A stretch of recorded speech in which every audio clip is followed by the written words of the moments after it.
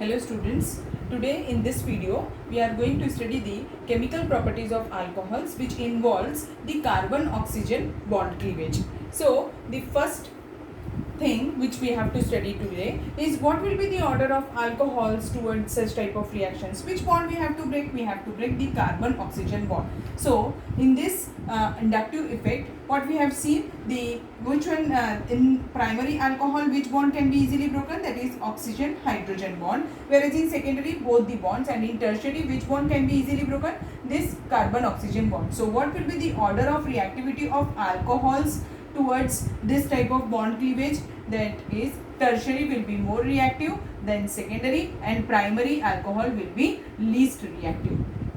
So this will be the order. Now let's start with the reaction part. So first reaction which we are going to study the basis of this carbon oxygen bond cleavage is reaction with halo acids. Halo acids means what? It is HF, HCl, HBr and HI.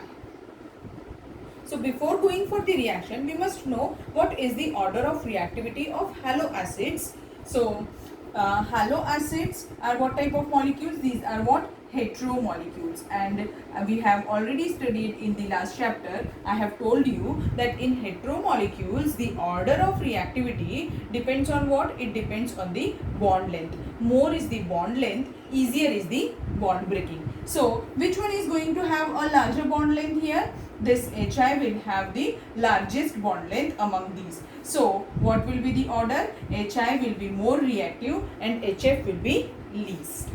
And we have already studied in halogen derivatives chapter that fluorine related compounds gives very violent reactions. So we are not going to react an alcohol with HF. So now what we are left with? This is HCl, HBr and HI. Now let's see what is the reaction is. What I have to do, I have to carry out a reaction of an alcohol with a halo acid, so that it gives what? It gives RX plus water. So now what you are going to replace? This is a what type of reaction then? It is a substitution reaction. What you are going to substitute? We are going to substitute an OH by an X group. Now OH is a what type of group? It is a negatively charged species, and negatively charged species are called as what? Nucleophiles. So it is a what type of reaction? Nucleophilic substitution reaction. Now as this nucleophilic substitution reaction, which we have already studied in halogen derivatives chapter, it was very easy there because halides are a very good living group, whereas this OH is a poor living group. As it is a poor living group, so it will be difficult for us to replace this OH by an X. It is very difficult to replace a poor living group by a stronger living group. So what will be the, now let's see the mechanisms, how the reaction takes place. It's very simple. What happens in this, when an alcohol is treated with HX, in this what happened? First this HX bond will break. As this HX bond will break, it will dissociate into what? H positive ion and X negative ion. So HX will dissociate into what? H positive ion and X negative ion.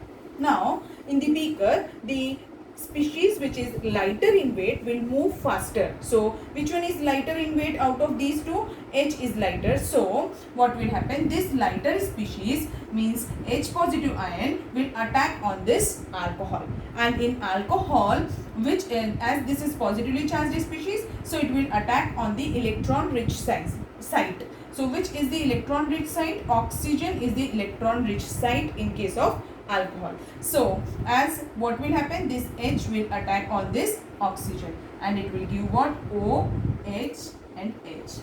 What we have added here? We have added an H positive, and H positive species is termed as what? Proton. So the reaction will be termed as what? Protonation.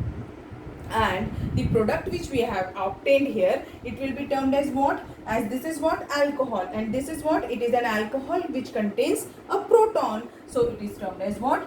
Protonated alcohol. Is it clear? It is protonated alcohol, and this reaction is reversible and it is fast reaction. It takes place fastly.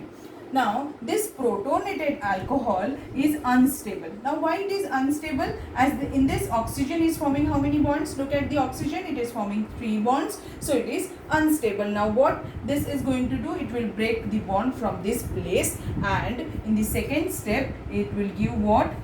R positively charged species. Plus what will be the byproduct here? The byproduct will be water. So this was our first step, and the second step is what? Removal of water molecule. What we have formed here? R positive. R positive means what? It is a carbocation.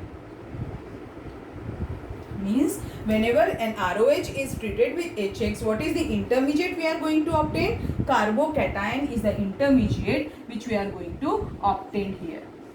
This reaction is also reversible, but this is a slow step. As it is a slow step, so this is the only rate determining step. Now as the carbocation is formed as an intermediate here, so we can do the rearrangement type also, that is hydride shift, methyl shift, like that. Now let's see the third part. As we have not completed the reaction, first what was our target? Our target is to convert an alcohol into an alkyl halide. So this was the first step, this is the second step, and now the third step will be what? When an R positively charged species, I will write here only, I will write here water molecule on the arrow of the reaction, and this R positively charged species will now react with what? Halide ion, which is left in our beaker itself. So it will react with it and it will form what? RX. So this is also a fast reaction, and it is the third step. Okay, do you understand the method which I have told you? It's very simple. Now just revise it. The first step is protonation, second is formation of carbocation, and third is the attack of the halide ion. So this is the mechanism behind this reaction. Now we will see one by one how HCl, HBr and HI reacts with alcohol.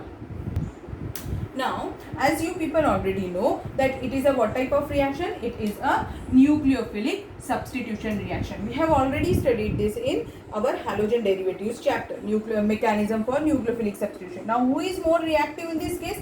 Tertiary is more reactive. So, what type of mechanism it will be? It will be SN1 mechanism. So, now let's start with the HCl part. As in case of HCl, just we have studied that HCl is least reactive as compared to HBr, and HBr is least reactive as compared to HI. So HCl is, as it is less reactive, so it cannot attack directly on the alcohol unless and until you are not going to carry out the reaction in presence of a catalyst. It will require a catalyst. Now this catalyst is what? It is a Lewis acid, that is anhydrous ZnCl2. Anhydrous ZnCl2 is the catalyst which we are going to use in this reaction. Now, example, when CH3CH2OH, a primary alcohol, is treated with HCl in presence of anhydrous ZnCl2, on heating, it gives what? It removes water molecule from it, and it gives what? CH3, CH2, Cl plus water. As primary is less reactive as compared to the other alcohols, so it requires heat. Along with the catalyst, it requires heat to carry out the reaction. Now, the combination of these two, that is HCl and anhydrous ZnCl2, is termed as Lucas reagent. When you are going to use these two things, it will be termed as what? Lucas reagent. This reaction is also used as a distinguishing test for primary, secondary and tertiary alcohols. Now, the role of ZnCl2. Here there are two roles of ZnCl2. Sometimes the question comes in objective exam, that is what is the role of ZnCl2 in Lucas reagent. So there are two roles. First role is it helps in the carbon oxygen bond cleavage, and the second is it abstracts the water molecule. So So these are the two roles of anhydrous ZnCl2. Now let's see for the secondary alcohol. For secondary alcohol, this on treatment with HCl in presence of anhydrous ZnCl2.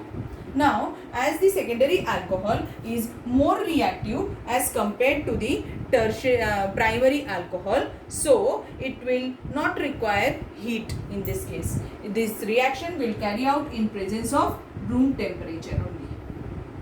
Room temperature. So that it gives what? CH3, what it will be removed byproduct here? Water, Cl plus water. So this is for secondary alcohol. And now for tertiary alcohol. Tertiary alcohol, this on treatment with HCl, it is so reactive that it do not requires even ZnCl2 to carry out the reaction. So the reaction can be also carried out at room temperature without using ZnCl2. So at room temperature, it will remove water from it and it will give what? CH3 thrice Cl, CCl plus water. So do you understand now what is the how the reaction takes place here? So this reaction is also used as a distinguishing test. How? Let's see. As whenever an alcohol is added to water, it is directly miscible in water because it can form hydrogen bond.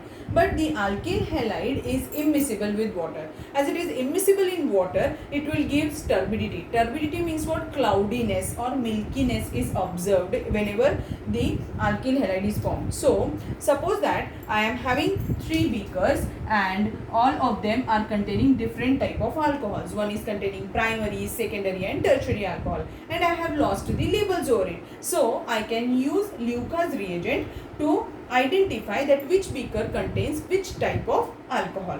Just by adding Lucas reagent to any one of the beaker, if it gives the turbidity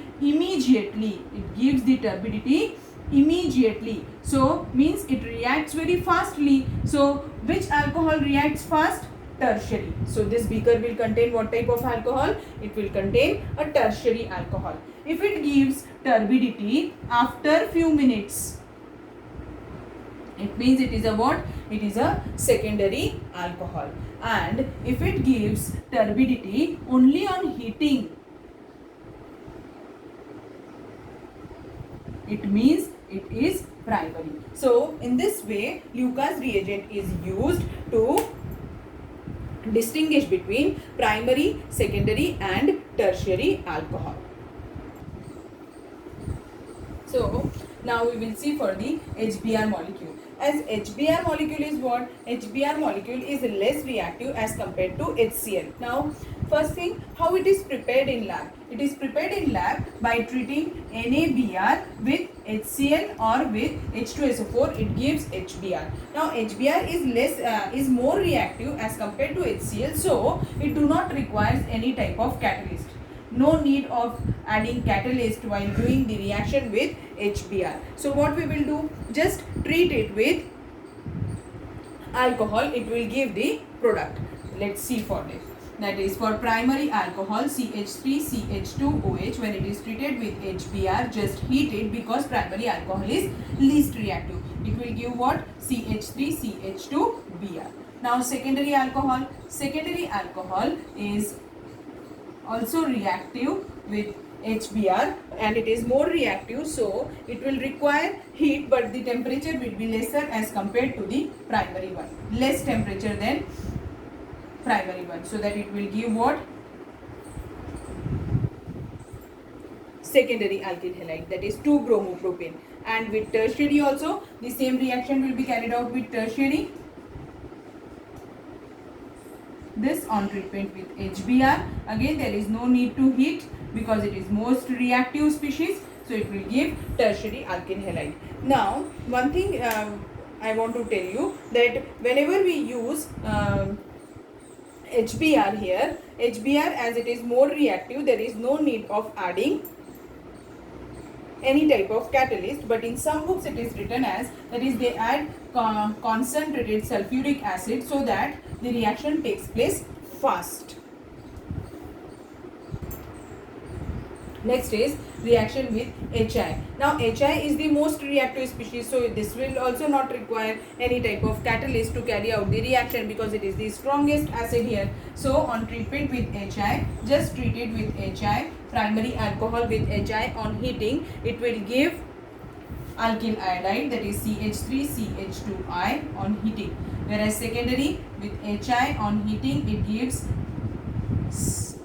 this, that is 2-iodopropane, and the tertiary it reacts so fast that it do not require any type of heat. The reaction will take place in room temperature, so that it gives tertiary iodide. Okay, so this was all about the reaction with halo acids. One thing which I have forgot to tell you about HCl, when the reaction is carried out with HCl in presence of ZnCl2, it is also termed as Groves process.